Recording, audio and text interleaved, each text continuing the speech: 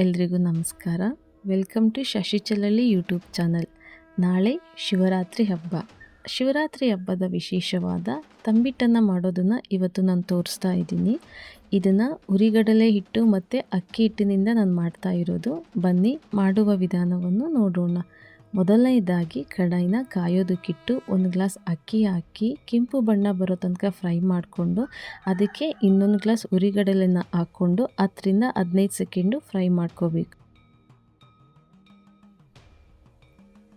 ನಂತರ ಇದನ್ನು ಮಿಕ್ಸರ್ ಜಾರಲ್ಲಿ ನುಣ್ಣಗೆ ರುಬ್ಕೋಬೇಕು.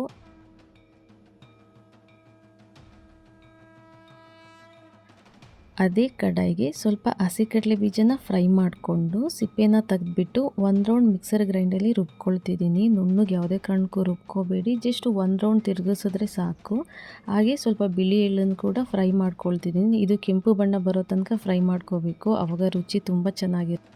ಇದರ ಜೊತೆ ಸ್ವಲ್ಪ ಗಸಗಸೆನ ಫ್ರೈ ಮಾಡಿಕೊಂಡು ಸೈಡಲ್ಲಿ ಇಟ್ಕೊತಿದ್ದೀನಿ. ಹಾಗೆ ಸ್ವಲ್ಪ ಒಣಕೊಬ್ಬರಿನ ಫ್ರೈ ಮಾಡಿ ಮಿಕ್ಸರ್ ಗ್ರೈಂಡಲ್ಲಿ ರುಬ್ಕೊಳ್ತಾ ಇದ್ದೀನಿ. ಇಲ್ಲ ಒಣಕೊಬ್ಬರಿನ ಡೈರೆಕ್ಟಾಗಿ ತುರಿದು ಕೂಡ ಹಾಕೋಬೋದು. ನಾನು ಈ ಶೇಪಲ್ಲಿ ತೊಗೊಂಡಿರೋದ್ರಿಂದ ಸ್ವಲ್ಪ ರುಬ್ಕೊಳ್ತಾ ಇದ್ದೀನಿ.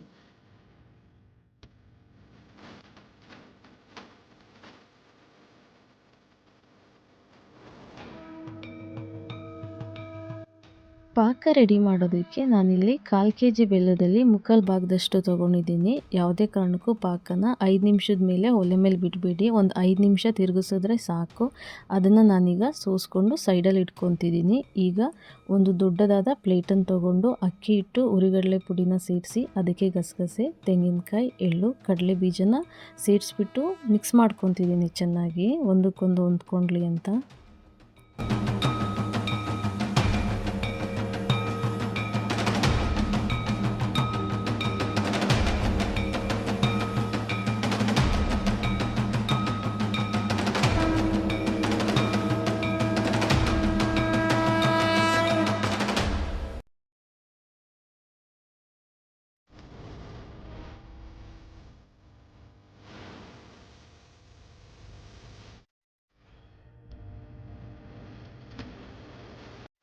ನಾನಿಲ್ಲಿ ಪಾಕನ ಕರೆಕ್ಟಾಗಿ ಎಷ್ಟು ಬೇಕೋ ಅಷ್ಟನ್ನು ರೆಡಿ ಮಾಡ್ಕೊಂಡಿದ್ದೀನಿ.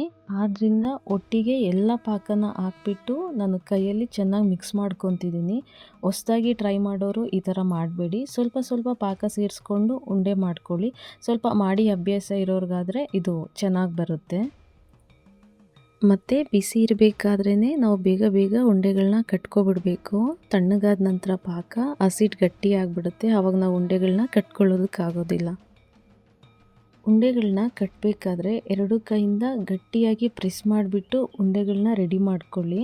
ಸ್ವಲ್ಪ ಹೊತ್ತು ಬಿಟ್ಟ ನಂತರ ತುಂಬ ಗಟ್ಟಿ ಇರುತ್ತೆ. ಕೆಲವೊಬ್ಬರಿಗೆ ತಂಬಿಟ್ಟು ತುಂಬ ಗಟ್ಟಿ ಇರೋದು ಇಷ್ಟ ಆಗುತ್ತೆ, ಕೆಲವೊಬ್ರಿಗೆ ಸಾಫ್ಟ್ ಇರೋದು ಇಷ್ಟ ಆಗುತ್ತೆ. ಬಟ್ ಈಗ ನಾನು ಮಾಡ್ತಿರೋದು ಒಂದು 10 ನಿಮಿಷ ಅಥವಾ 15 ನಿಮಿಷ ಬಿಟ್ಟು ನೋಡಿದ್ರೇ ತುಂಬ ಗಟ್ಟಿ ಇರುತ್ತೆ. ನಮ್ಮ ಕಡೆ ಹೀಗೇ ಮಾಡೋದು. ನೋಡಿದ್ರಲ್ವಾ, ಒಂದು ಅರ್ಧ ಗಂಟೆಯಲ್ಲಿ ನಾವು ತಂಬಿಟ್ಟನ್ನ ರೆಡಿ ಮಾಡ್ಕೊಬಿಡ್ಬೋದು. ಈ ರೆಸಿಪಿ ನಿಮ್ಗೆ ಇಷ್ಟ ಆಗಿದ್ದರೆ ನನ್ನ ಚಾನಲ್ನ ಸಬ್ಸ್ಕ್ರೈಬ್ ಮಾಡೋದನ್ನು ಮರಿಬೇಡಿ. ನಾನು ಮತ್ತೆ ಸಿಗ್ತೀನಿ ಮತ್ತೊಂದು ವಿಡಿಯೋದ ಜೊತೆ. Thank you.